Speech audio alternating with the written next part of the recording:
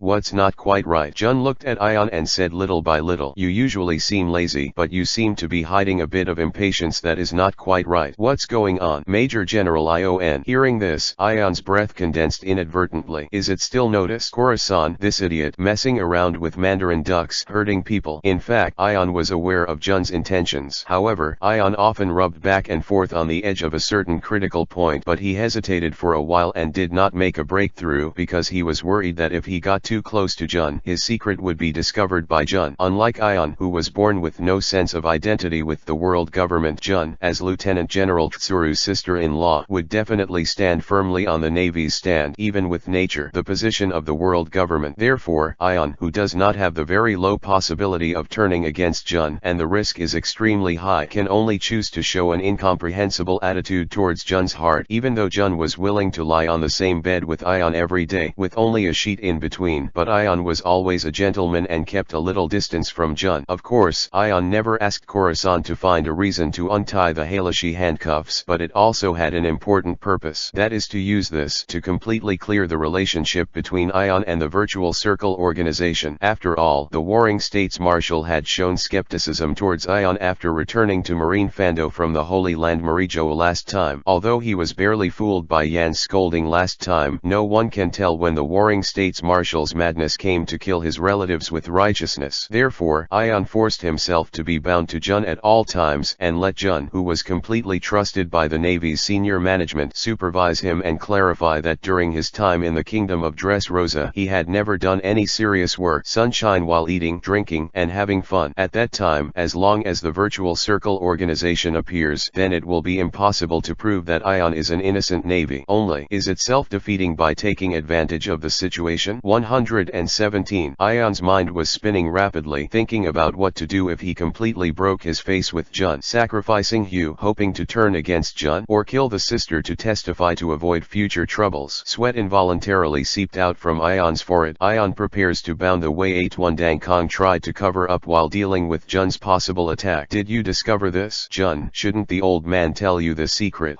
Jun, "My birthday, it's almost my birthday." Ion took off his sunglasses and sighed with a hint of nostalgia in his eyes. "Oh, I didn't expect that my 26th birthday would be spent as a prisoner in the kingdom of Dressrosa." So it's Ion's birthday?" Jun stammered. Don't you know, Jun? What did you mean just now?" Ion asked in a surprised tone. Jun subconsciously covered it up in front of her sweetheart and said, No, of course I know. I know your birthday." "Really? Ugh." Ion sighed again and said, "Originally, I thought that after 7 years, I could spend my 8th birthday with the old man, but I didn't expect to be trapped here. Although Khorasan doesn't dare to embarrass us for the time being due to the world government, this life as a prisoner in bondage will probably be the most uncomfortable birthday, right?" 225 Chapter 225 Everything is a mirror image. After Ion said that, Jun felt more and more self-blame. "I seem to be suspicious of people who shouldn't be suspicious. If it was because of the approaching birthday that caused a lot of inner feelings, then it would be completely reasonable for Major General Ion to behave abnormally. Besides, Besides, it is obvious that Major General Yen is an honest Navy who is not lecherous, not greedy for money, and has a firm belief in justice, and he has no reason to worry that he will go astray. Major General Yan, after hesitating for a while, Jun said, "You won't be alone. On your birthday, don't you have me with you?" Ion put his sunglasses back on and shook his head. Just when Jun's mood fell to the bottom because of this, and he thought that Ion was angry with himself for doubting him, Ion said, "Jun, it's not just a birthday, but now you are with me every day." In an instant, when Ion's words came into his ears, Jun felt that he was a little overwhelmed, and his heart was even more like a deer. However, what Jun couldn't see was that Ion's eyes hidden behind the sunglasses were a little helpless. Jun's power of observation is keen. No matter how careful Ion usually acts, even if he plans to do something secretly at night, he will test Jun's sleep state many times before proceeding. But no matter what, Jun was keenly aware of the abnormality. This time it seems that it has been smoothed out. What about the follow-up? Inexplicably, Ian seemed to feel the feeling of the original owner of Soul Slayer Kyokushuiyu. Longing is the furthest feeling from understanding. Jun, how about I show you a magic trick? Ion said with a smile. Huh? What magic? Jun said with some anticipation. Immediately, Ion said while pulling out the soul-chopping sword from his waist. My devil fruit is a cherry blossom fruit, and its ability is to turn surrounding objects into cherry blossoms for manipulation and attack. Generally, in order to increase the lethality, I will choose this knife in my hand as a carrier to activate the ability. This was the first time Jun heard Ion fully describe his abilities, and he couldn't help but listen intently. But this knife originally contains some strange little secrets that can be called magic. How about I show it to you? Ian asked with a smile. Okay. Jun nodded. Cough. In that case, Jun, you have to look more clearly. If you can find this magic flaw, how about I tell you a real secret? Ion said seriously. Huh? Really? Jun was also a little interested at this moment and followed suit. That's right. In other words, Colonel Jun, I can tell you whatever secret you want to know. Ion promised with a smile. Can you be domineering with a sense of sight? Jun asked. It will be all right. Ion agreed generously, then placed the soul-chopping sword in front of Jun and whispered, "Break it, Jinghua Shuiyu." Finally, amid Jun's exclamations, Ion performed a stunning magic trick perfectly for Jun. This also made Yan's mood a little melancholy. If possible, Ion doesn't want to use the ability Jinghua Shuiyu on the people around him. After all, once you use mirror flowers and moons, except for the people around you who view yourself like a dream, and both false and real, even Ion can feel that the people around him have turned into the elusive Kyokushuiyu. Between the real and the fake, the people around him can't tell the illusory reality, and Ian can't tell whether the feelings of the people around him are real or fake. And if you want to truly perceive the flaws of mirror flowers and water moon, it is impossible for ordinary people to be domineering. For example, Barack's domineering arrogance can still perceive the real danger to a certain extent under the influence of mirror flowers. Jun, I'm sorry. When you can detect Yokosuizuki's flaws, I will sincerely apologize to you, and I will answer all your questions. Of course, Jun couldn't hear Ion's deep words. In Jun's five senses, Ion is still performing ingenious and amazing magic for Jun. Speaking of which, the birthday is coming soon. I don't know what kind of soul-killing knife I can awaken this time. I hope it will be useful. Ion muttered. At the same time, in the Devil's Triangle in the first half of the Great Route, the huge body of Bartholomew Bear appeared here. Is it here? The location, the Chief of Staff said. Seong flipped through the documents in his hand, as well as the standard of the nautical chart, and looked around for his target, Moonlight Moria. Since Moonlight Moria was defeated in the Wano Kingdom a few years ago, he has completely disappeared, and it is difficult to find a trace. However, based on the original trajectory, Ion guessed that Moonlight Moria was likely to be hiding in this area, which was covered with thick fog and was always dark without sunlight, known as the Devil's Triangle. Immediately, the bear took off his gloves and slapped himself. The ability of Meatball Fruit was activated, and the bear quickly moved around the broken ships in the Devil's Triangle, looking for the trace of Moonlight Moria. Soon, the bear arrived at a place as large as a small island. Moonlight Moria's ship, the Dreadbark. The intelligence ability of the Chief of Staff is truly terrifying, the bear said calmly, and then, under the ability of Meatball Fruit, his figure quickly moved towards the center position. Who dare to break into this uncle's ship? Soon, Mariana sounded slightly sharp and weird, a bit similar to the chirping of a bat, and as Moria used the Shadow Fruit in this dark area shrouded in endless thick fog, a large number of dark shadows moved with it. Boom! The sound of fierce fighting suddenly exploded. However, this battle only lasted for a moment and then ended. Bear looked at Moria, who was deeply smashed into the soil in front of him and was in a state of embarrassment, vomiting blood, and commented inexplicably, "It's too weak to imagine that you are a pirate who once survived under the beast's Kaido." Asshole! Moria looked at the burly, expressionless man in front of him with a little panic. The terrifying shock he unleashed made Moria think of the thundering gossip of Beast Kaido again. "Who the hell are you? Why are you attacking me?" Bear saw this. "I don't understand why the Lord wants to see you, a pirate like you who has lost all your ambitions." 226 Chapter 226 The journey has begun. "What do you mean, bastard? Who wants to see me? Who are you?" Mariah screamed. "You don't need to understand these things for the time being. My mission is just to send you to see that Lord. Please cooperate with me," Seong said calmly, stepping forward and approaching Moria. And this also gave Moria a great sense of oppression, making him instinctively want to escape. Only after being hit twice by the bear's bare shock, Moria felt like her body had fallen apart at this moment and she couldn't move at all. That kind of attack, in addition to its unstoppable terrifying power, is somewhat similar to Kaido's thundering gossip. It is not a purely external impact but can directly impact the inside. "My uncle is not going. My uncle doesn't want to see anyone now. You bastard, stay away from me," Moria shouted sternly. Powerless screams can only show the cowardly inside. While making a simple evaluation, the bear stretched out a palm with a surface similar to a flesh pad toward Moria and said, "Moria, please be quiet, especially when facing that adult in the future. Please be respectful and respectful." "My uncle won't maintain any respect and respect. I don't want anyone to." Before Moria finished speaking, he only felt that the sense of oppression emanating from the bear's body suddenly soared, as if Moria's words just now completely angered a bear that was honest and calm. "Do you want to die?" Seong's calm voice contained a fearful anger. Just in ammo when Leah was a little overwhelmed, a crisp lowly sound rang from the side. "Hey, you big man, stay away from Lord Mariah." When Moria heard the words, she turned her head and saw that standing not far away was lowly Perona, who she had just picked up not long ago. At this moment Perona, who is wearing a gothic Lolita dress, is holding a brown bear fur doll with many patches. She looks at the bear 10 times taller than her with her big round eyes, obviously showing fear, but she is still firm. He stretched out his hands towards the bear and used his ghost fruit ability. Negative ghost. Immediately, in Perona's palm, several ghosts that were both somewhat terrifying and somewhat cute appeared and flew towards the bear. "No, Perona!" Moria shouted quickly upon seeing this. Moria couldn't understand the horror of this man in front of him. That is definitely the existence with the top combat power in the sea, and Perona, who is only 8 or 9 years old now, can never be his opponent. What's more, Mariah is very clear about Perona's ghost fruit ability, which has the ability to strongly affect the minds of others and add emotions such as depression and negativity. The auxiliary ability is still qualified, but the lethality is minimal. Even if the ghost's slow speed really affected the bear and added a strong negative effect of depression to the bear's mood after the bear reacted, this approach would completely anger the terrifying man in front of him. However, when Moria shouted, it was obviously too late. The negative ghost released by Perona had drifted slowly to the bear. What made Moria worried was that the seemingly harmless negative ghost in front of the bear was unavoidable. The next moment, the negative specter passed directly through the bear. Immediately, a bit of frustration and negativity appeared on the face of the bear, who had been expressionless. However, this burst of depression and negativity only lasted for a few breaths, and the bear returned to its original shape again, and turned around and walked towards Perona. Seeing this seemed familiar, just like when he was lying on the ground weakly and watching his partner being killed by Kaido. Moria shouted hysterically while trying her best to get up from the ground. "Perona, run away, run away. Bastard, stop for me. You bastard, don't get close to Perona. Bastard, come back and fight with me if you have the ability." Facing Moria's sharp roar behind him, the bear remained unmoved and moved towards Perona without any pause. Looking at the expressionless bear that exuded a strong sense of oppression invisibly, Perona couldn't help but step back and fell to the ground, shouting in horror, "What do you want to do?" Copyright 2022 Fanfiction, all rights reserved. 118. Immediately, the bear stood in front of Perona and asked calmly, "Apart from you and Mariah, are there any other living people on board?" Perona swallowed her saliva and asked nervously,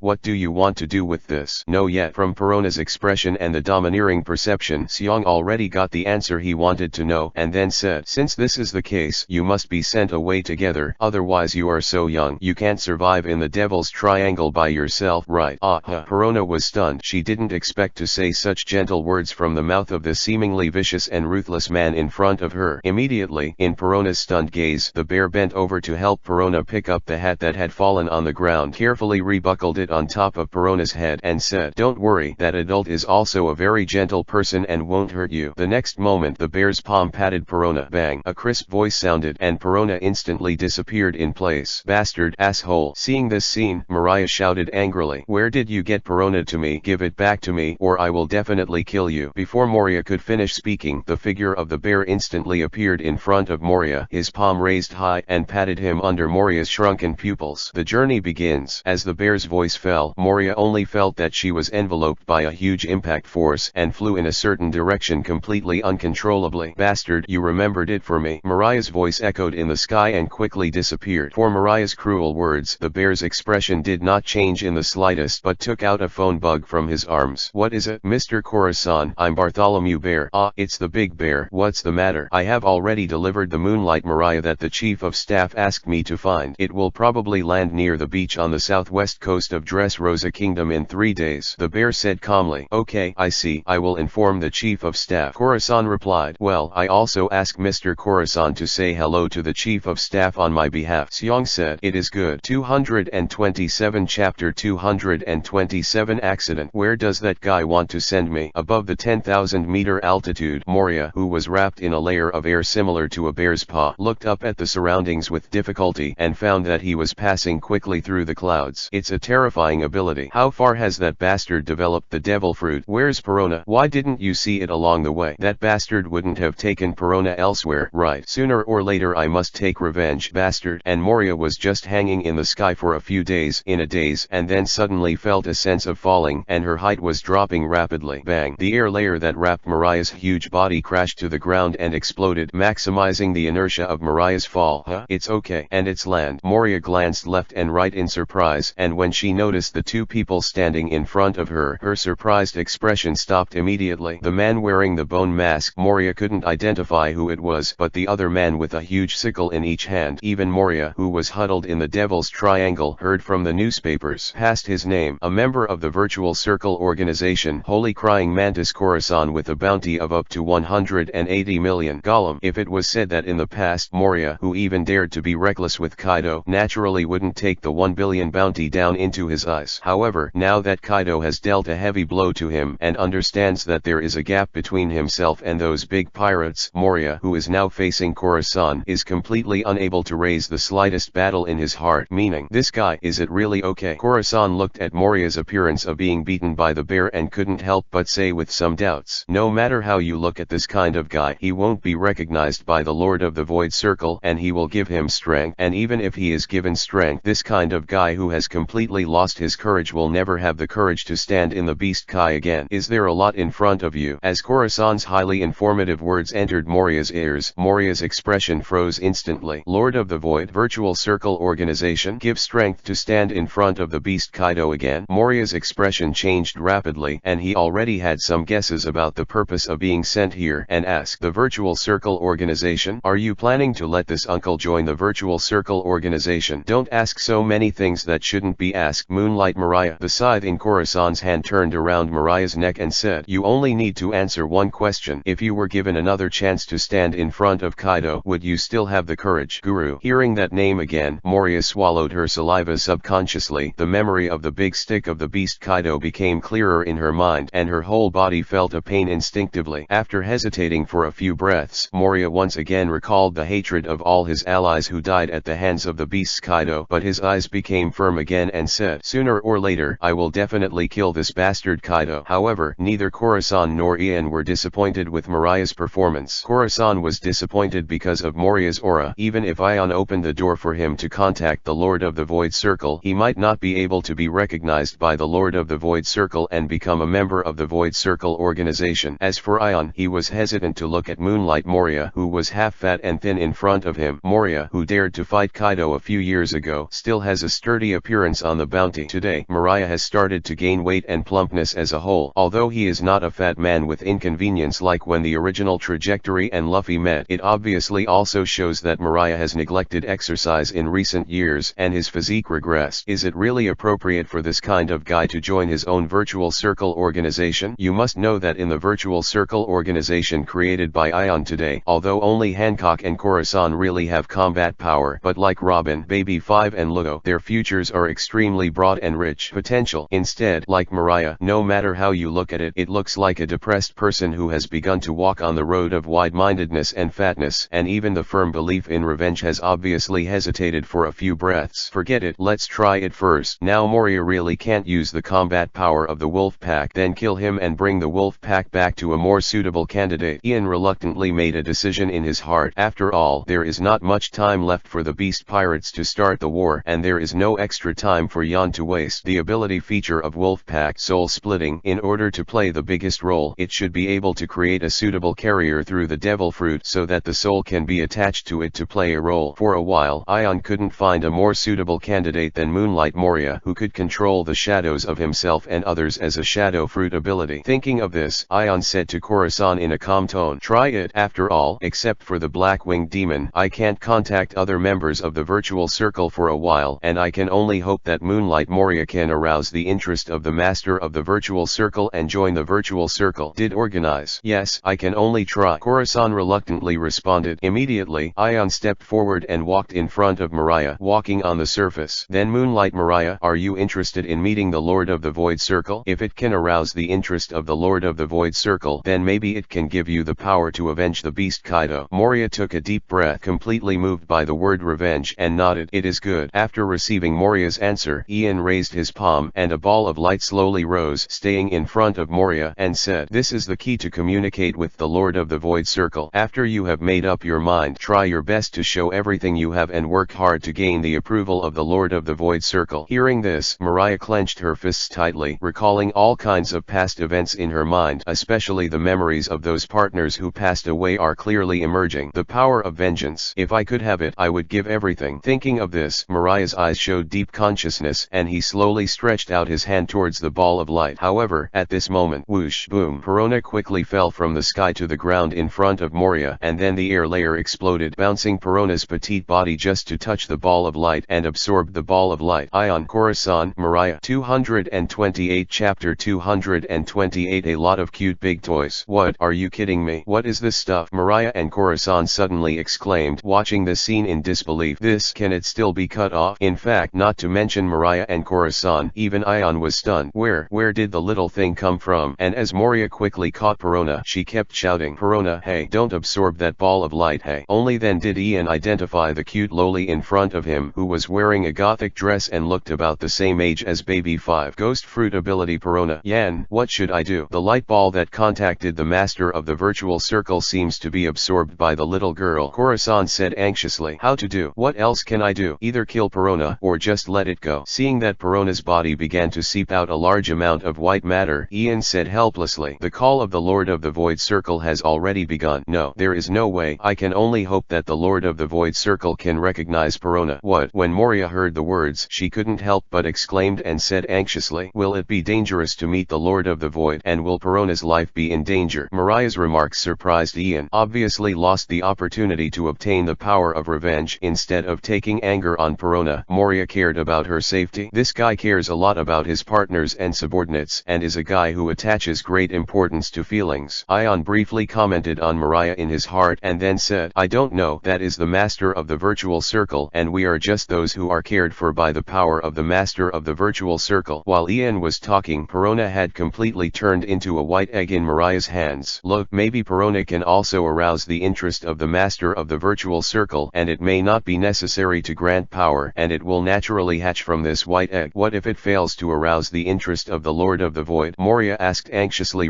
Ion shrugged and said, "Of course it's over." Moria's face suddenly paled. Of course, this is Jan's attempt to scare Mariah by maintaining the mysterious image of the Lord of the Illusory Circle. Unless Ion forcibly separates Perona from the wolf pack in the spiritual space, the granting of the Void Soul Chopping Knife will definitely succeed. Copyright 2022 Fanfiction, all rights reserved. 119. The rest is just a question of Perona's incubation time, how much power of the wolves can be exerted, and whether the combat power can be increased to compete with the three major disasters. In this regard, Yan thinks that there is no hope for the high probability. However, Ion and Khorasan are quite similar in that they have little resistance to children and are born with a desire to protect. Just as Ian never thought about preventing the tragedy of the O'Hara incident, but when he really saw Robin who was struggling in despair, he couldn't help but send her away from O'Hara. Even when it comes to Baby 5, loving, Ion sees this as one of his weaknesses. Therefore, Ian suppressed the idea of slaughtering this cute little gothic loli in front of him and forcibly stripping the pack of wolves. I can only hope that the fit between Wolfpack and Perona can be a little higher. Speaking of which, Perona seems to be a ghost fruit person. In addition to being able to summon ghosts to leave the body, even her own soul can leave the body body and maintain a ghost state for a long time. Thinking of this, Yan's eyes lit up slightly. After all, from a theoretical point of view, if you want to fully utilize the power of the soul chopping blade, it is undoubtedly the most logical state of the spirit body. It's just that, with the exception of some people with special devil fruit abilities, ordinary people who want to turn into a spirit state probably won't have the chance to return to the body. Immediately, Ion turned his head and said to Khorasan, "Khorasan, I'll leave the rest to you. I'll go back to my room first, lest Jun find out I'm not there." Khorasan heard the words and said speechlessly, "Let me just find a reason to remove the handcuffs for you." "Do not." Ion shook his head and rejected Khorasan's suggestion. "Khorasan, do you think that there will be no spies from the world government and the navy in the Dressrosa Kingdom? If I want to have a good reason to stay in the Dressrosa Kingdom, this sea tower stone handcuff is essential, otherwise there will be suspicion." "Okay then." Khorasan waved his hand, indicating that he would be in charge of Moria and Perona's problems in the future. "Just let Ion leave first." Shunbu. Almost instantly, Ion disappeared in place, headed towards the Dressrosa Palace, and carefully returned to the room through the window. Of course, this caution is not because Ion is worried about being noticed by Jun. It is just a subconscious action. After all, after sneaking out in the middle of the night, even if Yen knew that Jun was under the influence of Kyoka Suizuki, Yen was still inexplicably a little guilty and timid. Things like. Immediately, Ion lay back in his position and then handcuffed his hands with Jun. Kailashi pulled out the handcuff key and threw it back into Zyajin's mouth to hide. Perfect. Ion self-examined some flaws that did not exist and then lifted the influence of Kyoka Suijutsu on Jun with a single thought, closed his eyes, and his consciousness quickly sank into the spiritual space. The starry sky, as always, has already crossed the white jade avenue in the starry sky. Ian imitated the image of the Lord of the Void Circle sitting on the throne and then snapped his fingers, letting the embodied images of the soul chopping blades and those void monsters lined up left and right. The next moment, with the movement of Yan's thoughts, the wolf-shaped phantom monster standing at the forefront of the phantom monster's image quickly changed, turning into Perona's own little loli-like appearance. This is Perona's pink waist-length ponytail swayed with her head, and her big round eyes watched the surrounding environment in horror. The first thing that caught Perona's eyes was naturally the group of ugly, weird, and terrifying phantom monsters in the same row as her. Immediately, Ian obviously noticed that Perona's petite body froze for a moment, just as Ian was about to say something to comfort her, lest this little loli who looked only 9 years old be frightened by the original image of the phantom monster. Perona's reaction made Ian stunned. Wow, a lot of cute big toys. 229 Chapter 229 The Secret of Jinghua Shuiyu. Cute. Ian followed Perona's gaze, only to feel that the phantom monsters did not seem to have suffered such insults and grievances in their lives. These phantom monsters, I am afraid it is the first time in this life that humans have been evaluated like this, right? This child's aesthetics, is there really no problem? Ian is seriously suspicious of Rona's abilities in this regard. However, Ion still needs to perform the superficial ceremony, and immediately spoke in an ancient and majestic tone. Interesting. Is this a small thing? A cute big toy sent by a member of the Virtual Circle organization. Having said that, Yan laughed and said, "Ha ha ha, indeed these are the big toys I like." At this moment Perona's eyes were shining brightly, and she said without looking back subconsciously, "Can you give me a big toy?" "Can." As Ion's voice fell, Perona's consciousness was expelled from Ion's spiritual space. "No." In the face of Yen, who seems to have social bullshit and aesthetic eccentricity, if he doesn't interrupt the topic in time, Yen suspects that he will not be able to continue the conversation. So, where did Moria, who adopted Perona from a young age, cultivate Perona's aesthetics? Immediately, Ion waved helplessly, letting the soul-chopping knife in front of him materialize and the phantom monsters to leave. Only the four sisters King Hua Shuiyu were left to practice tonight. Nowadays, Yan's practice for his own strength is mostly from Mirror Flowers and Moon. "Yo, Master, what do you want to learn tonight?" asked one of the Mirror Flowers and Moon who first appeared with the Queen's aura. Now that the practice of Shunbu and Ghostway has gradually reached a bottleneck, Yan quickly made a choice, said, "Swordsmanship." Immediately, the image of Mirror Flowers and Water Moon changed rapidly, turning into a heroic girl's posture, said, "Master, have you chosen to practice what I am good at?" Yan smiled slightly and said, "Please, Water." Recognized by Yan, Shui, one of the four sisters of Mirror Flower Shuiyu, showed a happy expression on his face. Seeing that Shui did not refute, Ian finally fully understood the law of the four sisters of Mirror Flower Shuiyu. The image of Mirror Flower Shuiyu is for women, and they will often change their appearance together, or queen, royal sister, girl, loli. And once they changed their appearance together, the four of them looked exactly the same in appearance and temperament, without any difference. At At first, Ion thought that the first person to speak after changing the image was the name that the image represented, but wrong. Later, Ian found that every time Kyokushuiyu taught himself Shunpo, Ghostway, Kendo and White Fight, the images were fixed as one, so Ian guessed that the 4 sisters of Kyokushuiyu each had different abilities. Use this to distinguish, but still wrong. Until now, after a full year, Ion finally understood one thing. That is all the laws shown by Mirror Flowers and Water Moon. In fact, they are misleading themselves. So Mirror Flower Shuiyu is telling me that no matter the law or intuition, the discrimination of Mirror Flower Shuiyu is inapplicable? Yan said quietly. The way to truly distinguish Mirror Flowers and Moon lies in one's own belief. Once I decide that the person in front of me is water, then she is water, and the same goes for the other 3 sisters. And the change of Yan's expression also made the 4 sisters King Hua Shuiyu laugh with each other in a girlish tone. It seems that the master really understands something. Master is so stupid he can react so late, but it's a good thing to understand. That's right, otherwise, even if the master's spiritual pressure is enough to solve it in the future, he still can't use the ability to solve it. Yes. When Ian heard the words, his spirit was shocked, and he asked tentatively again, what is the ability of Jinghua Shuiyu's solution? I don't know. The 4 sisters Mirror Flower Shuiyu answered in unison. In this regard, Yan is also helpless. After all, Ion feels that there is still a long way to go before his Ryutsu can liberate Kyokusuijutsu. Practice Kendo. Ion turned to start his practice tonight, making up for his shortcomings in Kendo practice. Time flies by in the practice, and with the arrival of a certain time node, something suddenly appeared in Ion's mental space. Coming. Ian was already familiar with this feeling, and temporarily stopped his Kendo communication with Shui. The water also seemed to react and ask, a new companion? Ion nodded, and then looked expectantly at the new soul-chopping blade that gradually condensed in the starry sky. A moment later, when a brand new name was vaguely introduced into Yan's mind, Yan was almost stunned for several breaths. And it's this kind of terrifying soul-killing sword that may not even be able to maintain the 24 Reiki. Yan's expression twitched slightly, and the whole person could be said to be both happy and helpless. And as a figure condensed in front of Ion, the invisible strong sense of oppression naturally dissipated, and a calm voice said, is such a rare spiritual pressure? Indeed, if it is only this level, it is not qualified to control the power of the old. Try it. Ian smiled helplessly, but he came to the spirit and said, the soul-chopping sword that bears the name of the strongest. Time passed quietly. After his birthday, Ion, who was usually lazy in Jun's eyes but sometimes showed agitation, seemed to lie down completely, sleeping almost most of the time every day. At the same time, with the continuous expansion of the Don Quixote family in the New World underground forces and increasing its influence with past experience, the Don Quixote family has finally become a New World underground force existence that cannot be ignored. Among them, the 100 Beasts pirates declared war on the Dressrosa Kingdom and provoked the Virtual Circle organization, and also passed through the underground channels to the hands of the forces in the entire sea that could be put on the table. The Kingdom of Dressrosa is not an eye-catching country for the major forces in the sea, but the upcoming conflict between the 100 Beast pirates and the mysterious Virtual Circle organization has caused various conflicts. Great power interest. As the scheduled war date approached, the major forces began to send personnel to the waters near the Kingdom of Dressrosa. 230 Chapter 230 Trends of all parties. The main ship of the Whitebeard pirates, the Moby Dick. Dad, it seems that the Void Circle organization and the 100 Beast pirates are going to fight. Should we ignore it? As the captain of the first team of the Whitebeard pirates, in fact he is also the handler of many tedious affairs of the Whitebeard pirates, Marco, nicknamed Phoenix, asked Whitebeard. Koo-la-la-la, that guy Kaido is really a restless person. Are you going to make trouble with the Virtual Circle organization this time? Hearing the words, Whitebeard said with a little more interest in his tone, it's enough to send someone to take a look and see what the combat power of the Virtual Circle organization that dares to attack the world government has. No problem, Dad. Immediately, Marco raised his hand and asked the surrounding squad leaders and partners, who is interested in leading the team? Go see the war between the Beast Pirates and the Void Circle. I'll go. Just as the captains of the various divisions looked at each other, Sachi, the captain of the 4th division of the Whitebeard pirates, said, the heroes who saved many slaves. I want to see their heroic appearance with my own eyes. Okay, then please go to Seki with your team. Try to keep a distance and avoid unnecessary conflicts, Marco said. Understood. Sachi shook his pompadour hairstyle, pretending to be handsome. At this moment, the captain of the 16th division, standing behind the division captain, wearing a kimono with 2 flintlock pistols in his waist, raised his hand and said, I'm going to. Marco hesitated for a moment, then nodded and reminded reminded solemnly. Yi Zhang, if you go, don't be impulsive. 120. Don't worry, in this war between the Beast Pirates and the Void Circle, Kaido is likely to show up in person and reveal more information about his abilities. I just want to collect it, Zhang said calmly. Well, since this is the case, the 4th and 16th teams should set off as soon as possible, otherwise they may not catch up with the war, Marco said. The territory of the Big Mom Pirates, the New World Sea Cake Island. Mom, the Beast Pirates are going to start a war with the Void Circle. Charlotte Perros,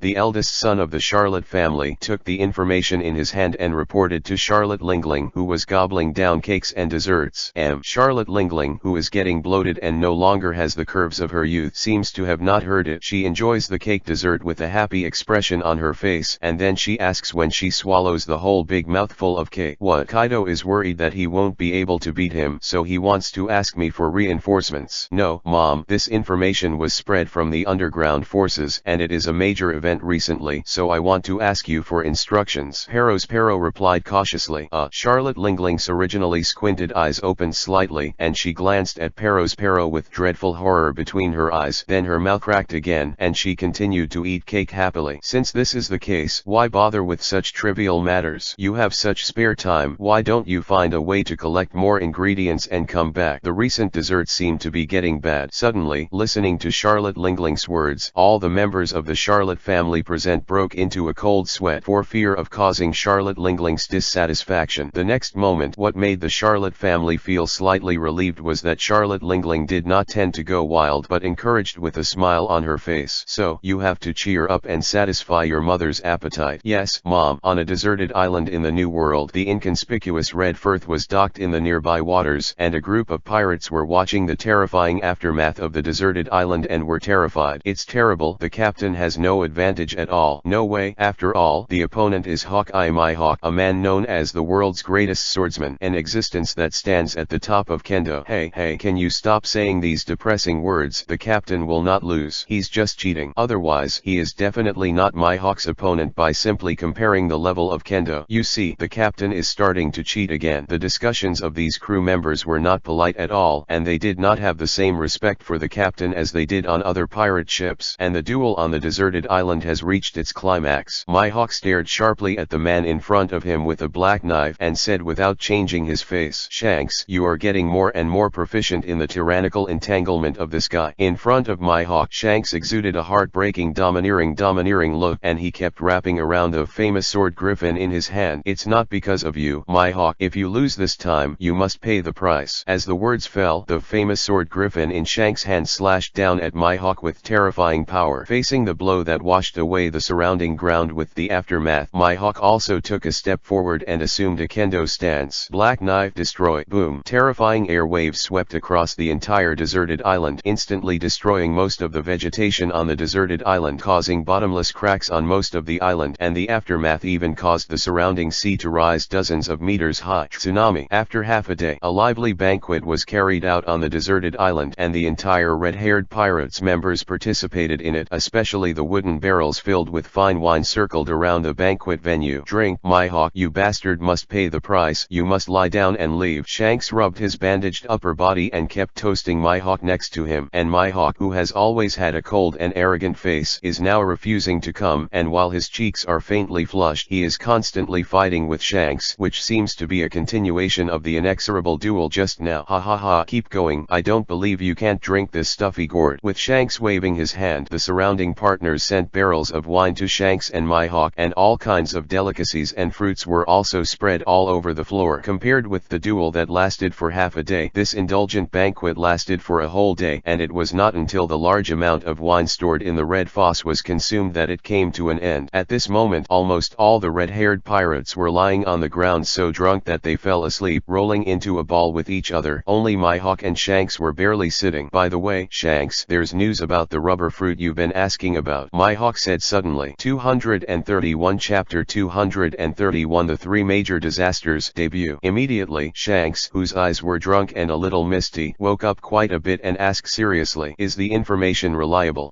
Immediately, Mihawk took out a piece of paper that was cut in half from his arms and handed it to Shanks. Shanks hurriedly took it and couldn't help but complained and said, can't you, Mihawk, put things in another place? This piece of paper is cut in half. Mihawk rolled his his eyes at Shanks and asked back, "Who do you think cut it?" Shanks retorted without hesitation, "It's not that you are too weak to block my slash." Hearing this, Mihawk slowly leaned his palm towards the black knife behind him and asked, "Do you guys know what you're talking about?" Seeing this, Shanks quickly gave a bright smile, raised the paper in his hand, and said, Okay, let's save the duel until next time." Humph. Mihawk snorted coldly, stood up straight, and walked towards the coast with some swaying. "Hey Mihawk, where are you going?" Shanks asked loudly. "Let's go," Mihawk said without looking back. "Are you so anxious? Has anyone agreed to a duel?" Shanks asked curiously. In the kingdom of Dressrosa, the war between the Virtual Circle organization and the Beast Pirates has begun. I'm going to see if there are any kendo masters in the Virtual Circle organization. As Mihawk disappeared from Shanks' line of sight, his voice gradually faded. The Dressrosa Kingdom, the Void Circle and the Beast Pirates. Shanks heard the words and then glanced at the paper that was cut in half in his hand again. Looking at the information recorded on it, he couldn't help but subconsciously button the bright yellow straw hat on his head, lowered it slightly, revealing a big smile. It happened to be on the way. Maybe it will be very interesting or not. But the next moment, Shanks' eyes were blurred again. He fell directly to the ground and fell asleep so drunk. Outside the desert island, Mihawk was also drunk on the raft, letting the waves beat to take the raft away. At the highest point of the deserted island, Ben Beckman, the deputy captain of the red-haired pirates in charge of vigilance, was holding a cigarette, blowing the sea breeze, letting the wind smoke half, and he was watching Mihawk's raft away. I saw in the wood on the raft, Mihawk was also completely drunk on it, and then let the waves take the raft to the unknown front. Really, the two idiots are obviously too drunk, and they still have to die in front of each other. Ben Beckman let out a breath of smoke and reluctantly commented on Mihawk and Shanks' behavior. Not only the top pirates in the New World Sea area, but they reacted differently to the war between the 100 Beasts Pirates and the Void Circle. The rest of the pirates with different bounties also had different thoughts and approached the kingdom of Dressrosa, waiting for the Grand War to start. As for the world government and the Navy, in the information reported by the Revolutionary Army, they have already begun to prepare for the layout. With a large number of pirates flocking towards the same location, it also led to frequent fighting between pirates. Therefore, before the war between the 100 Beasts Pirates and the Virtual Circle organization started, a group of pirates with outstanding strength emerged among the pirates. Among them, Hancock, who set sail as a captain and a pirate for the first time, is the most dazzling and beautiful existence among them. Wherever he has passed, countless pirates have surrendered to her feet and are willing to offer all the treasures turned into stone. With this high-profile and domineering behavior, Hancock quickly won a title, Pirate Queen. As for Hancock's beauty, that is enough to make the sea fall. It has become the focus of countless pirates and is praised by many people as the first beauty in the sea. Beautiful, powerful, domineering, arrogant. Soon, Hancock, the captain of the 9 Snake Pirates, has become famous and attracted the attention of the world government and the Navy. However, for today's world government and Navy, Hancock, who has suddenly emerged, may be a worthy object of attention, but the protagonists of this war are the Beast Pirates and the Virtual Circle organization after all. As the 100 Beasts Pirates began to approach the waters near Dressrosa Kingdom, the eyes of all the forces were attracted by the 100 Beasts Pirates. As the hegemonic pirate group that is now gradually recognized in the ocean, the arrival of the 100 Beast Pirates is no less than the appearance of the king. For a time, the entire sea area near Dressrosa Kingdom became quiet, and the group of pirates who were fighting with each other did not dare to make trouble easily at this moment. Who are the Beast Pirates here? A large number of forces are secretly observing the scale of the war used by the Beast Pirates this time, and as the 3 peculiar-looking pirate ships appeared side by side in front of the Beast Pirates fleet, they couldn't help but relax when they noticed the large number of pirates in the Beast Pirates from a distance. Flame, Calamity, Embers, Pandemic, Quinn, Drought Jack, the 3 top cotters of the 100 Beasts Pirates, known as the 3 Disasters, appeared at the same time, and from the rear of the fleet, well-known cotters from the Beasts Pirates appeared from time to time. 13 pirate ships, and the estimated number of pirates exceeds 10,000. In addition to the cotters of the Beast Pirates, there are also a large number of animals with devil fruit abilities. Looking at Izzo, the captain of the 16th Division of the Whitebeard Pirates, with a telescope on the sea in the distance, he said with some disappointment, "It seems that Kaido didn't show up." Sachi flicked his pompadour hairstyle habitually, took a look at the binoculars from the honest and kind-hearted brother Sachi beside him, and commented, "It seems that Kaido is really not there, but the 3 major disasters have appeared, and this level of combat power is enough to easily push a country down in a few breaths." That's right, the 100 Beasts Pirates has always boasted that the strength of the 3 major disasters is comparable to that of the Navy's highest combat power, and the strength is extremely terrifying. terrifying," he said with a bit of gritted teeth hidden in a Tibetan tone. When Sachi heard the words, he comforted Yizang intentionally or unintentionally, and said, "That shouldn't be the case. The three major disasters are all capable of ancient animal species. Their physique, brute strength, defense power, vitality, etc. are extremely powerful, but they should still have a certain distance compared with the naval admiral's combat power." During the brief discussion between Yizang and Sachi, the Beast Pirates fleet went straight to the direction of Dressrosa Kingdom without the slightest pause. Along the way, the 100 Beasts Pirates directly crushed the scattered pirates that were in front of the route and had no time to avoid them, and the 100 Beasts Pirates directly crushed them with an incomparable domineering attitude and arrived at Dressrosa, port of the kingdom. P.S. Meow Carvin. Today's 3 shifts. 232 Chapter 232. The war has begun. At this moment, the fleet formed by the Beast Pirates was like a huge black tsunami wave shrouded in the port of Dressrosa Kingdom. The war has begun. There were a large number of forces watching the battle from afar, and such thoughts immediately came into their minds. It's about to start. It's about to start. In addition to the audience watching from a distance in the surrounding waters, similar to the news agency president's office, the high-level meeting room of the Navy headquarters, and the world's government powers, etc., there are corresponding video images broadcast live in front of them. Ian's statement that there are a large number of spies in the Dressrosa Kingdom is not false. When the Rosa Kingdom declared war, many organizations that were keen on intelligence and attached importance to the movements of other forces had their spies infiltrated the Dressrosa Kingdom. Even though the Don Quixote family has been investigating spy members due to the existence of devil fruits with various abilities in the sea, those spies are hard to guard against. Before they knew it, they had even set up a large number of video transmission phone bugs in the Dressrosa Kingdom to monitor the progress of the war. On the image screen sent back by the image transmission phone bug, it can be clearly seen that there are no civilians on the surface of the entire Dressrosa Kingdom, as if it had turned into an empty city. It seems that Khorasan really cares about the kingdom of Dressrosa. Yes, it is not a simple matter to call on all citizens to be temporarily transferred to the underground shelter. Well, in addition to showing that the kingdom of Dressrosa will be Khorasan's weakness and restraint point, it also shows that Khorasan has a high degree of control over the kingdom of Dressrosa. Unlike Khorasan, who is a member of the Virtual Circle organization, the attention of the 5 old stars is different. In the conference room of the Navy headquarters, the Navy's senior management pays more attention to the port. 121. The 100 Beast Pirates, with the ships of the 3 disasters as their flagships, have begun to dock at the port and can land at any time. The Dressrosa Kingdom, on the other hand, did not carry out shelling or blocking measures, which made many high-ranking Navy leaders think that the Dressrosa Kingdom was just a bunch of idiots. According to the normal war arrangement, in the face of the 100 Beast Pirates, a pirate group mainly based on animal-type devil fruit abilities, fire coverage, and bombing are necessary, at least before giving the 100 Beasts Pirates a chance for melee combat and exerting their own advantages. It is qualified to use enough firepower to reduce the number of opponents by more than 30%. You little bastards, take it for granted. Hearing the discussions of the admirals in his ears, the warring States Marshal couldn't help but speak. The kingdom of Dressrosa is notoriously poor. Where does the firepower come from? The formulation of war strategies is not a fixed formula, but a reasonable arrangement according to the existing conditions. You are contemptuous of Dressrosa. The idea of the kingdom is arrogant and stupid. In an instant, as the words of the warring States Marshal fell, the entire conference room fell silent. In fact, the warring States Marshal was not wrong at all. Poor is interspersed with tactics, and rich is covered by firepower. Can Ian not understand the truth? It can even be said that this truth is engraved in the depths of Ion's soul. If Dressrosa is rich enough, then Ion will definitely reward the Beast Pirates with a real gunfire. It's just that the Dressrosa Kingdom is poor. Khorasan took over the kingdom of Dressrosa for only half a year, and during this half year he was basically preparing for the war against the Beast Pirates, and there was no chance for development at all. Therefore, the idea of fire coverage is simply impossible to achieve. As for the essence of tactical interspersed, maybe Ion doesn't quite understand it, but he still knows a thing or two. Just as the pirate ship where the 3 major disasters were located was docked at the port, the rest of the pirate ships just kept a considerable gap from the front so as to follow the time node of turning and docking. Puff puff puff. Suddenly, the sea is boiling. What happened? What's under the water? Fish? No, it's a fighting fish. 200 years ago, a group of ferocious fighting fish with horn-like horns migrated to a sea area near the kingdom of Dressrosa. As a kind of island-eating whale that can devour islands, fighting fish does not have the size of an island-eating whale that is comparable to a small island, but the fighting fish's temperament is extremely fierce and aggressive, and their strength is extremely huge. Even the pirates with a reward of hundreds of millions are very difficult to deal with them, and they will almost instinctively attack anything that appears in front of them. Originally, Dressrosa Kingdom had almost nothing to do with that group of fighting fish. However, Dealing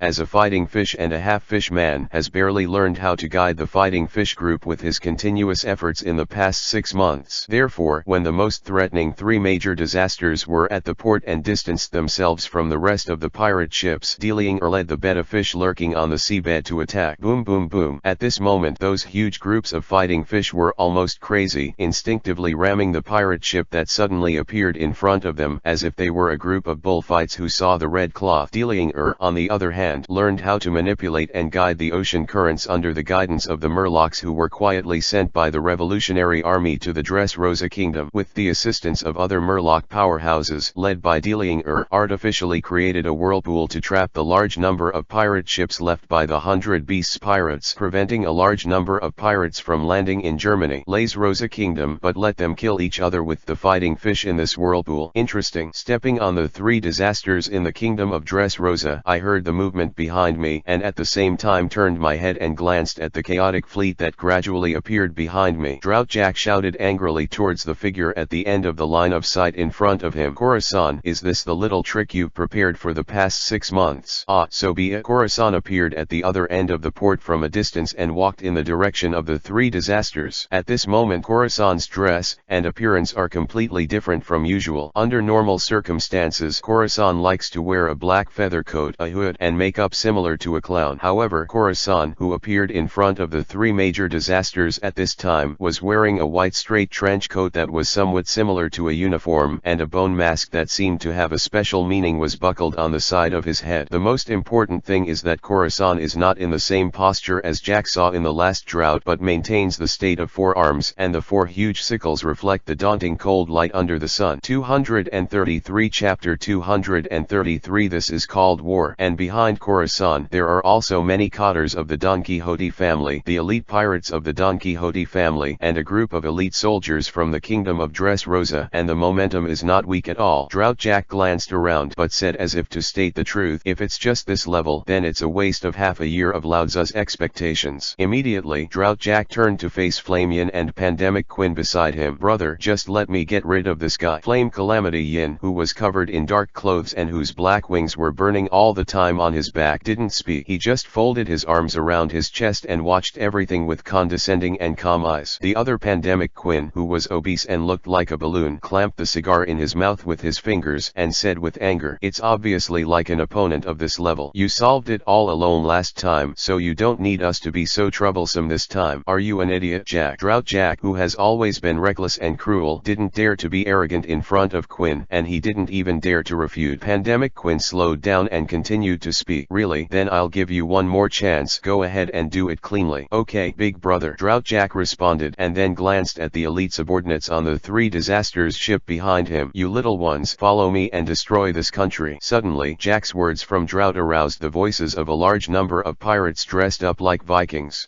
The next moment, as Drought Jack pulled out 2 peculiarly shaped scimitars from behind, he jumped up high and smashed in the direction of Khorasan like a cannonball. The pirates of the pirate group also rushed up following Jack. Drought Khorasan saw this, his mouth grinned slightly, and the sickle in his hand disappeared in one fell swoop but appeared above Jack. Drought in an instant. The air suddenly seemed to be shattered. The 4 huge scythes in Khorasan's hands fell with terrifying force and collided with the machete raised by Jack. Drought. Ding! The sound of the symphony of gold and iron resounded almost throughout the Dressrosa Kingdom and the surrounding waters, and even a clear transparent air wave could be faintly seen exploding in mid-air. To the surprise of Blazing Yin and Pandemic Quinn, Jack. Drought, who is an elephant fruit, ancient species, mammoth form, actually fell in this battle. Going downwind, the whole person was knocked down from the air by Khorasan. Jack is really becoming more and more useless. Even if he is subjected to a condescending slash from the opponent, he should not be slammed down by such a thin guy. Pandemic Quinn said disdainfully while smoking a cigar.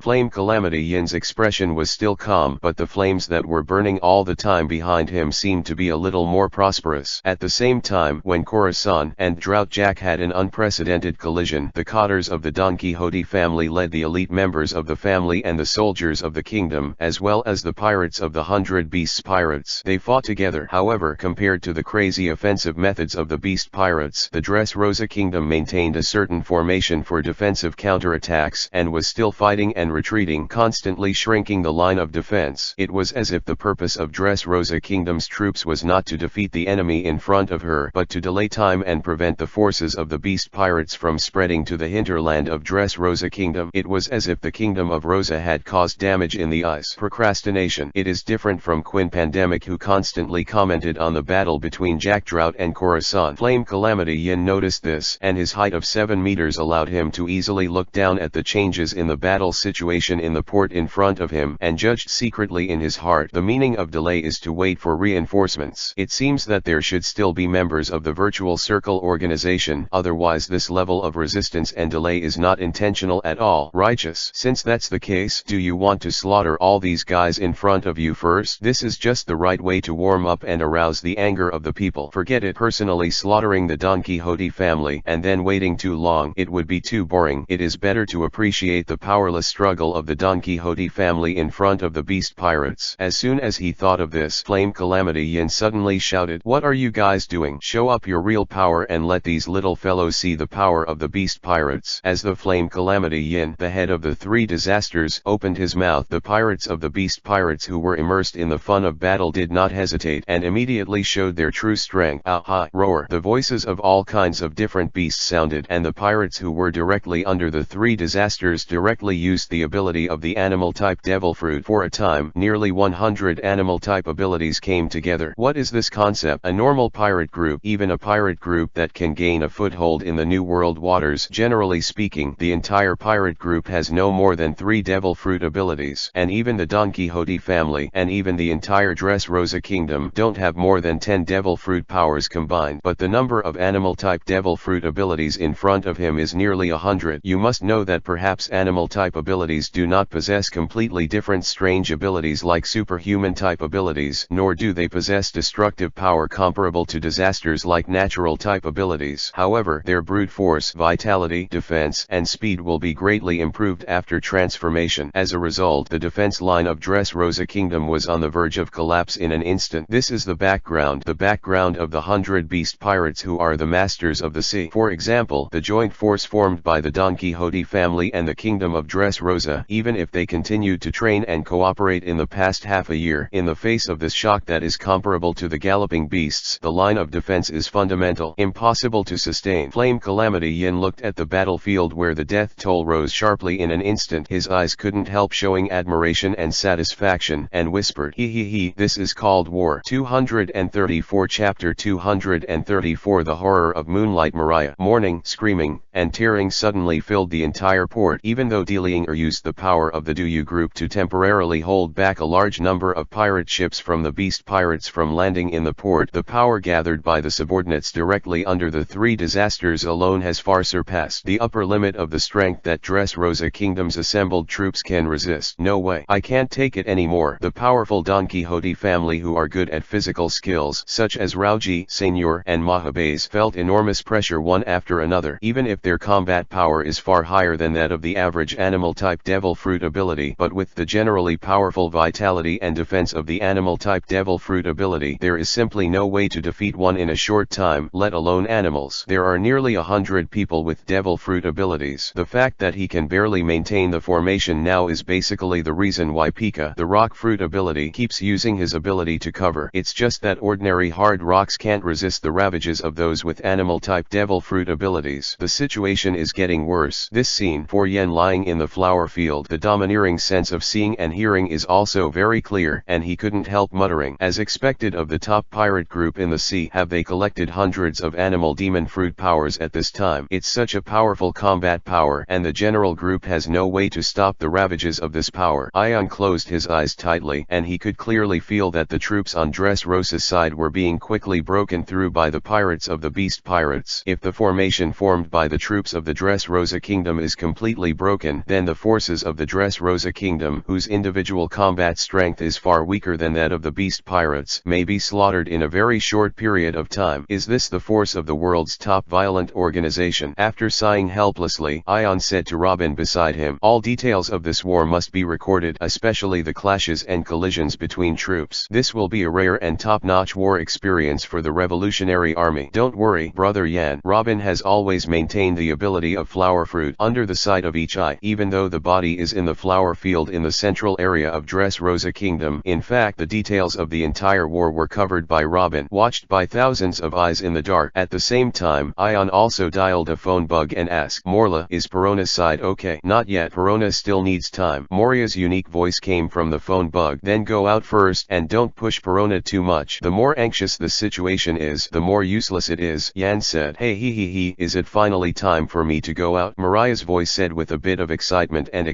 122. Well, according to plan, Mariah. Ion finally reminded. No problem, the virtual circle organization adults. On the other side, Moria hung up the phone bug in his hand, then set his eyes aside and looked at the pink and lovely Perona and said, Perona, take your time and use the ghost fruit ability to separate your spiritual body as soon as possible. I'll be dispatched first. Is Mr. Moria going to take action? Perona looked at Moria and said encouragingly, Lord Moria must do your best. Perona will follow right away. He. Moria laughed loudly, and the figure that had become a little sturdy now disappeared in place in an instant. In that dark shadow, Moria looked at Perona's tender eyes like a daughter, and instantly became fierce and violent. How many years have you spent in a hurry after witnessing all of your partners die in front of you? Even Moria didn't know how long it had passed when he was hiding in the hazy black fog in the Devil's Triangle and woke up from nightmares from time to time. But that unforgettable hatred made Moria go mad with pain all the time, constantly questioning and torturing herself. Until now, Mariah has not figured out how to move forward in the future, but the enemy is already in front of him. The beast pirates are here. Kill those guys. In an instant, on the battlefield ravaged by the pirates of the 100 beast pirates, an unusual black shadow suddenly appeared. That is Flame Calamity. Yin's eyes narrowed, inexplicably feeling a bit familiar. The next moment, from the shadows, Moria's 7-meter-tall physique, which is almost the same as Flame Calamity Yin, appeared on the battlefield, grabbed it, and pinched an animal-type devil fruit ability up. He, what a strong shadow. It belongs to me. Immediately, Moria took out a pair of scissors from her bosom and slashed towards the shadow of the animal-type devil fruit person in her hand. Immediately, the shadow of the animal-type devil fruit ability was cut out by Moria like a real thing. You are useless. Moria threw the animal-type devil fruit ability on the ground just as the sun shone on the animal-type devil fruit ability. In an instant, under the sun's rays, the animal-type devil fruit with incredible vitality was struggling to be evaporated by the sun. This scene shocked the surrounding pirates of the 100 Beasts Pirates Offensive, and Moria smiled and threw the shadow of the animal-type devil fruit ability in his hand into the body of a Dressrosa Kingdom soldier. Immediately, this physique can only be regarded as a normal soldier of the kingdom. His body suddenly increased by 3 points, and his muscles were terrifyingly enlarged. Even the power that the kingdom soldier burst out was enough to overwhelm the average beast pirates, as if Moria had transferred the power originally belonging to the animal-type devil fruit person to the kingdom soldier's body. Of Morla, Blazing Yin and Pandemic Quinn were instantly attracted by Mariah, and said with a bit of gnashing of teeth in their voices, is this guy still alive? And he dares to appear in front of the beast pirates again. That is the lifelong enemy of the animal-type devil fruit ability, the shadow fruit ability. In front of Moonlight Mariah, no matter how powerful the vitality of the animal-type devil fruit ability is, the body is no less terrifying. As long as they can't escape the attack of Moonlight Mariah to capture the shadow under the sunlight, those who have lost their shadow will be instantly evaporated and disappeared.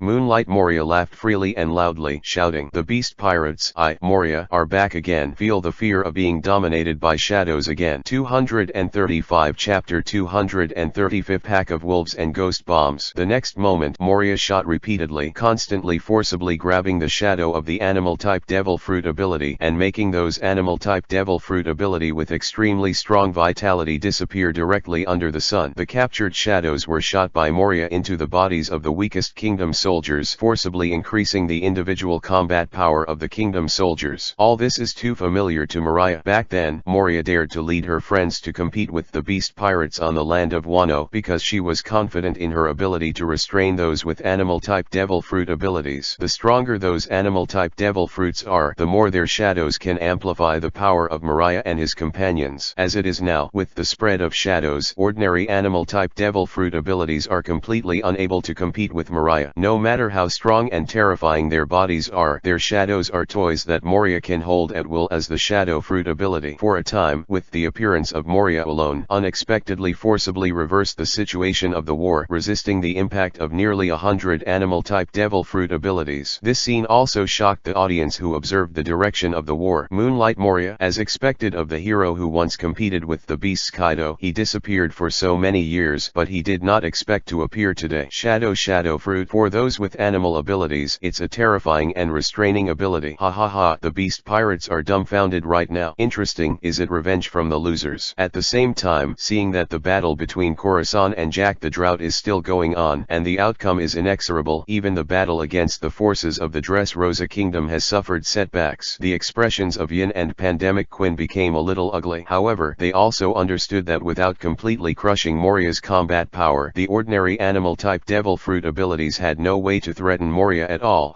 Pandemic Quinn said while holding the cigar and flicking the ashes, breathing out the smoke. I let this bastard escape in the past, but this time we have to completely abolish him and imprison him. The shadow fruit should no longer appear in the sea. Immediately, Pandemic Quinn didn't care whether inflammatory Yin agreed or not. He picked up the cigar again, and his balloon-like figure suddenly jumped in the direction of Moria. The next moment, Pandemic Quinn, whose bounty amounted to 1.320 billion Bailey, directly showed his true attitude, and his body swelled and grew rapidly. Dragon fruit. Ancient species. Brachiosaurus form. In an instant, a Brachiosaurus, one of the ancient dinosaur species that seemed to be a muscle mass, appeared above the port. Quick, run away. When Pandemic Quinn transformed into a Brachiosaurus tens of meters high, the pirates from the 100 Beasts pirates were the first to flee in horror. No one knows the horror of Quinn better than them. Under the raging Brachiosaurus, just the aftermath is enough to shock the average animal devil fruit person to death on the spot. Pandemic Quinn. He. In this regard, Moria was not afraid, turned around and stared at Quinn Pandemic with blood-red eyes, and said word by word, "You bastard, you personally killed a lot of my partners back then." Kill. As the huge Brachiosaurus stepped, the ground shook, and as it approached Moria, its long head swayed, as if recalling something. He said, "It's such a crude word, Mariah. I wouldn't do such a tasteless and uninteresting thing." After a pause, Quinn looked at Moria condescendingly, and said with a bit of contempt and aftertaste in his eyes, "Those friends of yours had enough to enjoy the punishment banquet that I specially prepared, and only left the sea forever in the wailing and crying." "Oh, right." Brachiosaurus, still holding a cigar, exhaled a mouthful of smoke and said, "Your companions are really good, with firm will and strong physique. They almost finished the punishment feast I prepared, and they are really loyal to you. No matter how I press them about you, they will not say anything about you. Even before they die, they firmly shout the captain will definitely avenge them, and so on." Can you imagine the disbelief and despair in their eyes after I purposely told them before they died that your captain has deserted you and run away? Wow, ha ha ha, it's so funny. Ah ha ha ha. At this moment, Moria's whole aura exudes an extremely strong gloomy feeling. Her eyes are constantly crying, and the smiling faces of her past partners are constantly flashing in her mind. I must kill you, Quinn. Shadow gathering place. With Moria's hoarse roar, the shadows of the more than 20 animal-type devil fruit-capable users who were forcibly stuffed into the kingdom soldiers by Moria directly escaped, and then went straight to Moria, fused into Mariah's body. Soon, under the support of the shadows of more than 20 powerful animal-type devil fruit-capable users, Moria's body size also became larger and swelled. Even though it is not as exaggerated as Brachiosaurus, Moria's body has more than doubled, and the muscles in his body are incredibly strong. Immediately, Moria, who was completely dominated by anger, jumped suddenly, waving his fists and smashing towards Quinn's head. Seeing Moria approaching in front of him, Pandemic Quinn's originally slightly squinted eyes revealed a hint of pride, and softly spit out two words, "Idiot." The next moment, Pandemic Quinn, who directly transformed into Brachiosaurus, suddenly shook his head, and the terrifying muscles erupted with unimaginable strength, hitting Moria hard like a huge whip. Boom. At this time, Moria's body more than 10 meters high was instantly smashed like a ball, and the terrifying force directly penetrated Moria and spread for hundreds of meters, shattering one building after another. Moria, you are as stupid as ever. If you dodge, I'm also worried about the shadow problem, but you can't blame me if you die face to face. Pandemic Quinn walked step by step to Moria, who was blasted to the ground, then raised her forelimbs high, aiming at Moria's legs and ready to step down. With the weight and strength of the Brachiosaurus engraved by Pandemic Way, this kick was enough to completely smash Moria's lower body. Just then, a crisp voice sounded, "Big man, don't hurt Moria-sama." Wolfpack Ghost Bomb 236 Chapter 236 Code Name Wolves. As Pandemic Quinn subconsciously looked towards the place where the voice sounded, only to see one after another small white ghost-like things rushing towards him. What is this? Pandemic Quinn's eyes flashed a little bit of doubt. To be cautious, he lifted his left arm transformed into a mechanical arm and swept it forward, and his forelimbs continued to step on Mariah. However, as the robotic arm swept over, those little white ghosts seemed to be physically inaccessible, passing through the robotic arm and hitting Quinn's body. Different from the harmless and cute appearance of those little white ghosts, as those little ghosts detonated on the pandemic Quinn's body, it caused a very high-intensity explosion. Boom boom boom. The intensity of the violent explosion even directly blew Quinn, whose weight was comparable to that of a hill, into the air. What? Sir Pandemic was blown away. How is this possible? Under the incredible eyes of the hundreds of beast pirates, Quinn's huge figure flew into the air, and then landed heavily. This scene shocked not only the pirates present, but also all the spectators who were watching the battle. Pandemic Quinn, as a person with the ability of dragon fruit, ancient species, Brachiosaurus form, his terrifyingness is almost widely circulated in the New World Sea area, and even his body is strong enough to resist the beast's aggressive man. However, at this moment he was directly blown away in the form of a Brachiosaurus. Subconsciously, everyone was shocked and quickly turned their attention to the source of the release of the little ghost.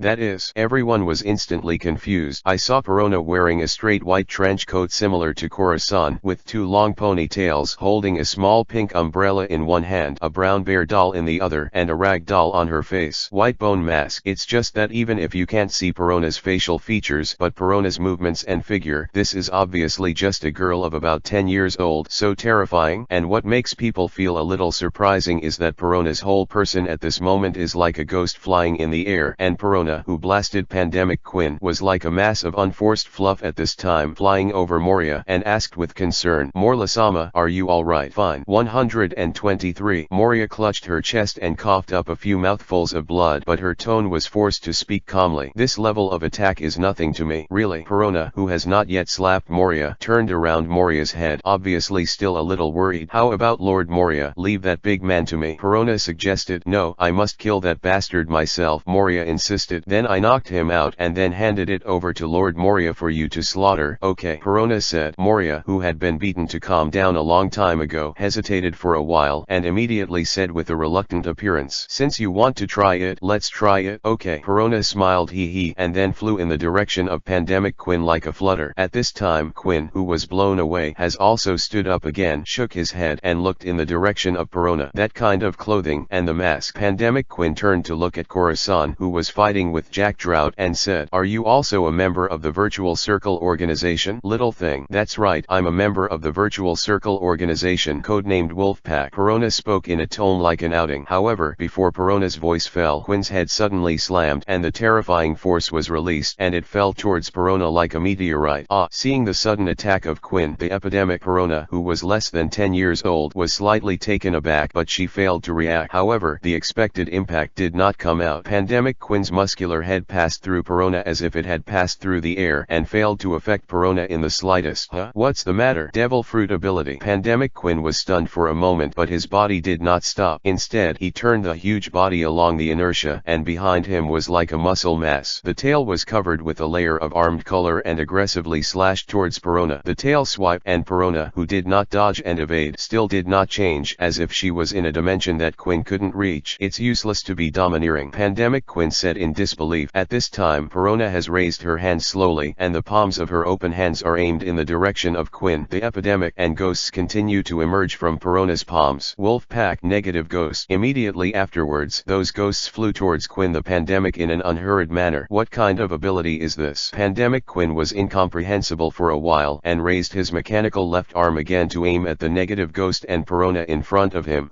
Immediately, a large amount of poisonous gas and flames spurted out of Quinn's modified mechanical arm, almost instantly turning it into a sea of poisonous flames, completely drowning the negative ghost and Perona. However, in this sea of poisonous flames that kept the surrounding beast pirates away subconsciously, those negative ghosts seemed to have not been affected in any way, and they still flew out of it in a hurry and continued to move towards with Pandemic Quinn approached. The next moment the negative ghost passed through Quinn's body and instantly affected Quinn's psychology, causing people to instinctively generate a lot of depression and negativity, muttering, "I'm just a perverted ugly fat man. I don't deserve to live in the world at all." This sentence entered the ears of the High Ze of the 100 Beast Pirates, not only stunned them but even the Flame Calamity Yin was stunned. After all, Pandemic Quinn's overall appearance is like a ball with almost no neck. His facial features are crowded together and the top of his head is still bald, but he is usually still very narcissistic, and anyone dares to say that his appearance is a little bit no, they will be shot instantly by him. And in the mouth of Pandemic Quinn, he is not fat but a body shape chosen to avoid losing weight and being too popular. But now, narcissism is like a Pandemic Quinn. He actually publicly declared that he is a perverted ugly fat man. 237 Chapter 237 The Terrifying Vitality. The next moment, before the rest of the people could react to Quinn's abnormal behavior, the negative ghosts that had entered his body exploded instantly. Bang bang bang bang. A series of dull explosions sounded in Quinn's body, and those who were closer to Quinn could even see bulges appear on different parts of his body, and the invisible waves of explosions were directed in all directions. Wash away. Boom. In the end, Pandemic Quinn's huge body fell heavily to the ground, causing a tremor in the port. Big Brother Drought Jack, who happened to see the scene out of the corner of his eye, roared, watching in disbelief that Pandemic Quinn would be knocked to the ground with a single blow. The next moment, the high-pitched elephant neighing sounded, and Jack Drought swelled rapidly, turning into an ancient mammoth stomping on all fours, causing the ground to burst inch by inch while trying to move in the direction of Quinn. Pandemic, run. Jack, your opponent is me. 4 flying slashes reaching the sky landed on the joints of the limbs of the mammoth and cut a small hole, which slowed the mammoth's speed. The scythes crossed, forcing against the mammoth's tusks. The difference in body size between the two sides, the man's arm is the car, nothing more. However, when Khorasan took a few steps back, he succeeded in forcibly blocking Jack Drought. Asshole. Drought Jack's slender eyes opened slightly, looking at the tall and thin man in front of him. His anger rose rapidly. Boom. Immediately, the mammoth's thick and powerful nose suddenly swung, hitting Khorasan's chest heavily, sending Khorasan's entire body flying out. Trample. Immediately, the mammoth raised its forelimbs high and landed on the port with a bang. Immediately, an exaggerated crack appeared at the foot of the mammoth, quickly spreading towards the place where Khorasan fell, intending to let him fall into the sea water under the crack. After all, according to the inherent impression in common sense, most of the special abilities of the sea are derived from devil fruits. That is to say, generally speaking, it is only necessary to let the enemy fall into the sea, then the winner is decided. However, Jack, don't underestimate me. Under the Drought Jack's nose blow that was enough to knock down a hill, Khorasan, who was in mid-air, twisted his body in mid-air as if nothing had happened and regained his balance. The next moment, 4 flying slashes that were exaggerated enough to separate the sea flew towards Jack the Drought. In this regard, Drought Jack did not dodge or evade. With the tough and thick fur on his body, he forcibly resisted Khorasan's flying slash, and his huge body turned and slammed towards Khorasan. At the same time, while Khorasan and Jack Drought entered a new round of fierce confrontation, Yin Flame did not react at all to Quinn Pandemic, who was injured and fell to the ground. The kind of attack that looked like a ghost explosion was really weird, and it even exploded directly from Pandemic Quinn's body. But with this level of damage, inflammatory Yin didn't think it could be enough to Pandemic. Quinn deals fatal damage, and people like them who have mastered the awakening of the animal-type devil fruit from the ancient species of devil fruit have not suffered any real fatal damage, which means no damage. I saw Pandemic Quinn tumbling on the ground and quickly stood up again, opening his mouth to spit out a large blood foam towards the ground. On the surface of Pandemic Quinn, it seemed that all the injuries had disappeared, as if the injuries just suffered were hallucinations. It's a terrifying vitality. Ion, who observed the battlefield with sight and arrogance from a distance, was shocked. You must know that after Perona turns her soul into a spiritual body through the ghost fruit ability, she will be able to use the wolf pack ability perfectly. Those small and cute ghosts, in fact, each one explodes. The power is enough to send the entire Dressrosa kingdom to the sky. However, a dozen or so negative ghosts exploded in Pandemic Quinn's body. It was very outrageous that Pandemic Quinn's physique was not broken into pieces on the spot, but just a few breaths, all the injuries have recovered as before. Awakening of the ancient animal species? It's like a monster. But the corners of Ion's mouth curled into a smile, and he murmured, in a sense, Perona is now invincible. In the spirit state, Perona is perfectly immune to all physical damage. This so-called physical damage not only refers to physical blows, but also includes but is not limited to flames, lightning, seawater, and so on. This is not the ability of the wolf pack, but the ghost clone ability developed by Perona's own ghost fruit and unprofessional. As for the ability of Pack of Wolves, it gave Perona extremely terrifying attack power and destructive power in this situation. The clever thing is that the original soul split needs to consume the master's own soul, but the ghost released by Perona itself is a kind of soul. In this case, Perona only needs to consume physical strength and can replace the soul fragment with the ghost created by the ghost fruit to give extremely terrifying destructive power. Therefore, in this state, Perona's real weaknesses and defects, in addition to the fact that her body cannot move, move is that her physical strength is not enough to support the ghost fruit for a long time because of her age. However, if Quinn's vitality is really strong enough to forcibly exhaust Perona's physical strength, then it will be bad.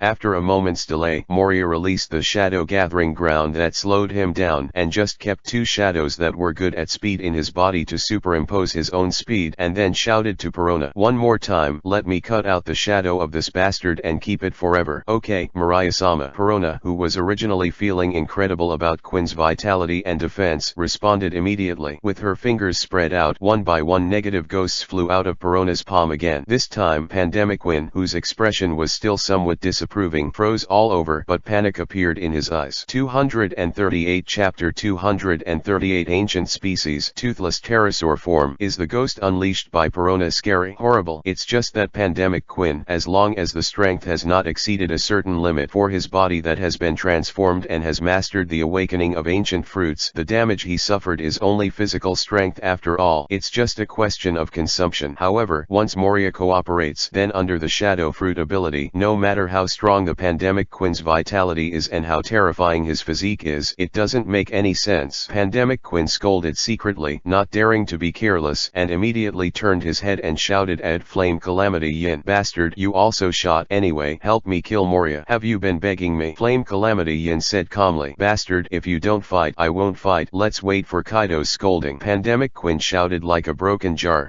Pandemic Yin snorted coldly, and no longer intends to continue watching Pandemic Quinn's jokes. The next moment, when a large number of negative ghosts fell on Pandemic Quinn again, and knocked Pandemic Quinn down again, Moria seized the opportunity to prepare to shoot. Flame Disaster Yin had a black feather wing behind him, and instantly appeared in front of Mariah, pulled out the knife at his waist and slashed towards Mariah. It's just that Mariah is not a brainless man, and he was even more prepared for the loud conspiracy of Pandemic Quinn and Flame Yin. Fool. As Moria's sarcasm sounded, just as Yin's knife that slashed on Moria's chest like a streamer flashed past, Moria's huge figure turned into a ball. Shadow Warrior. I don't know when. Moria's shadow quietly lurked next to Quinn Pandemic, and as Moria activated the ability of Shadow Fruit, it instantly made her body and shadow come together. The positions are swapped. Immediately, while Yin cut off Moria's shadow, Moria quickly took out scissors from her arms and cut it towards Quinn's shadow. However, at this moment, Pandemic Quinn, who had been knocked to the ground unable to move, suddenly opened his eyes and turned in the direction of Moria, staring in Moria's direction, and then a thick and terrifying tail suddenly moved towards Moria's direction. Flick. What? Moria had absolutely no idea that Quinn, who had been attacked by Perona's level in her body, would recover so quickly. For a time, with Moria's speed and size, it was almost impossible to dodge the tail that slammed into the face. And with the terrifying power that can shatter the earth with a flick of the Brachiosaurus tail, it may not be enough to beat Moria into meat sauce on the spot. Shadow Warrior. Between the lightning and flint, Moria could only use the ability of the Shadow Warrior again to exchange her body and shadow.